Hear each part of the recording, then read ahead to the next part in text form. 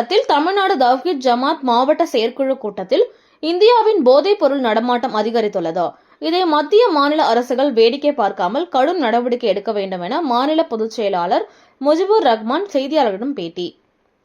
சென்னை அடுத்த பல்லாவரம் தனியார் மண்டபத்தில் செங்கல்பட்டு மேற்கு மாவட்ட சார்பாக தமிழ்நாடு தவ்ஹீத் ஜமாத் மாவட்ட செயற்குழு கூட்டம் மாவட்ட தலைவர் அப்துல் ஷமது தலைமையில் நடைபெற்றது.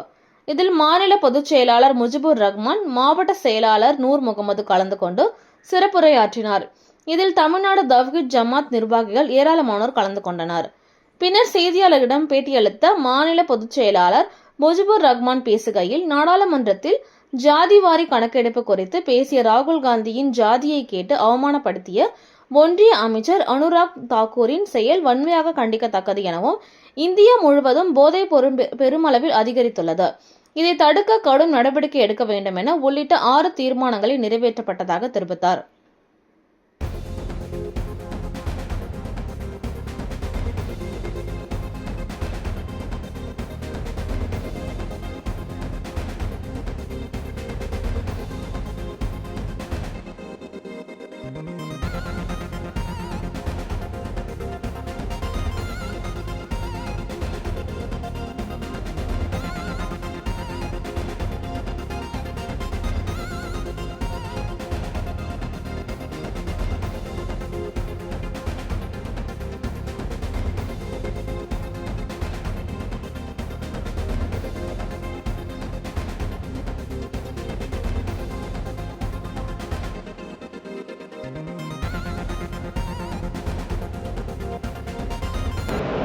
தமிழ்நாடு தவ்ஹீத் ஜமாத் செங்கல்பட்டு மேற்கு மாவட்டத்தின் சார்பாக நடைபெறக்கூடிய இந்த செயற்குழு கூட்டத்தில்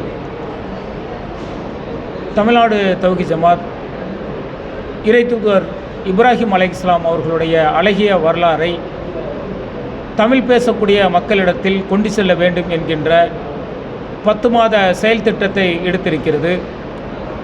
அந்த செயல் திட்டம் இன்றைக்கு தமிழகத்தின் பல்வேறு மாவட்டங்களில் மிக வீரியமாக நடைபெற்று கொண்டிருக்கிறது. இந்த ஆகஸ்ட் மாதம் முழுவதும் மது போதைக்கு எதிரான பிரச்சாரத்தை தமிழ்நாடு தவ்ஹீத் ஜமாத் என்கின்ற மார்க்கம் சார்ந்த இந்த சமுதாய பேர் இயக்கம் கையில் எடுத்திருக்கிறது. தமிழகம் முழுவதும் எங்களுடைய கிளைகள் இருக்கக்கூடிய அனைத்து பகுதிகளிலும் போதை மதுவுக்கு எதிரான வீரியமிக்க பேரணிகள் நடைபெறும், திருமுனை கூட்டங்கள் நடைபெற இருக்கிறது. இளைஞர்களை அழைத்து அவர்களுக்கான நல்லொழுக்க பயிற்சி முகாம் நடைபெற இருக்கிறது. இது 10 மாத திட்டங்களாக எடுக்கப்பட்டு பல்வேறு செயல் திட்டங்கள் எடுக்க இருக்கிறது. அதனைத் தொடர்ந்து தமிழகத்தில் அதிகரித்து வரக்கூடிய மது போதைக்கு எதிராக எங்களுடைய கடுமையான கண்டனத்தையும் இந்த நேரத்தில் நாங்கள் பதிவு செய்து கொள்ள விரும்புகின்றோம். இன்றைக்கு பட்டி தொட்டி எங்கும், குறிப்பாக ஈசிஆர் என்று சொல்லக்கூடிய கடற்கரை சார்ந்த பகுதிகளில் சர்வசாதாரணமாக பல்வேறு வகையான மது போதை பொருட்கள் விற்பனையாகி கொண்டிருக்கிறது. தமிழக முதல்வர் இதில் உடனடியாக கவனம் செலுத்தி இந்த மது போதைக்கு எதிரான நடவடிக்கையை தீவிரப்படுத்த வேண்டும். போதைப்பொருள் கடத்தல் மற்றும் போதைப் பொருள் விநியோகத்தை முற்றிலுமாக தடுக்க வேண்டும் என்கின்ற கோரிக்கையையும், தேர்தலின் போது திராவிட முன்னேற்றக் கழகம் மெல்ல மெல்ல நாங்கள் மது குறைப்பை செய்வோம், பூரண மதுவிலக்கு திட்டத்தை நாங்கள் அமுல்படுத்துவோம் என தேர்தல் அறிக்கையில் தமிழக முதல்வர் மு.க. ஸ்டாலின் அவர்கள் அறிவித்திருந்தார். ஆட்சிக்கு வந்து 4 வருடங்கள் ஆகப் போகிறது.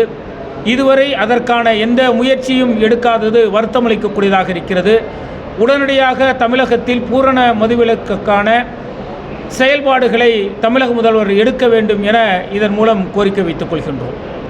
அடுத்ததாக, ஜாதி வாரியாக மக்கள் தொகை கணக்கெடுப்பு எடுக்க வேண்டும் என இந்தியா முழுவதும் பல்வேறு இடங்களில் பல்வேறு சமூக அமைப்புகள் வலியுறுத்தி வருகின்றன.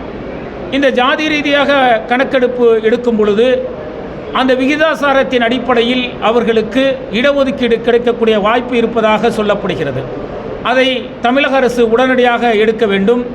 அதே நேரத்தில் சிறுபான்மையினராக இருக்கக்கூடிய இஸ்லாமியர்களுடைய அந்த விகிதாசாரத்தின் அடிப்படையில் கொடுக்கப்பட்டு வரக்கூடிய 3.5% இடஒதுக்கீடை 7% உயர்த்தி வழங்க வேண்டும் என்பதையும் இந்த செயற்குழுவின் வாயிலாக நாங்கள் கேட்டுக்கொள்கின்றோம்.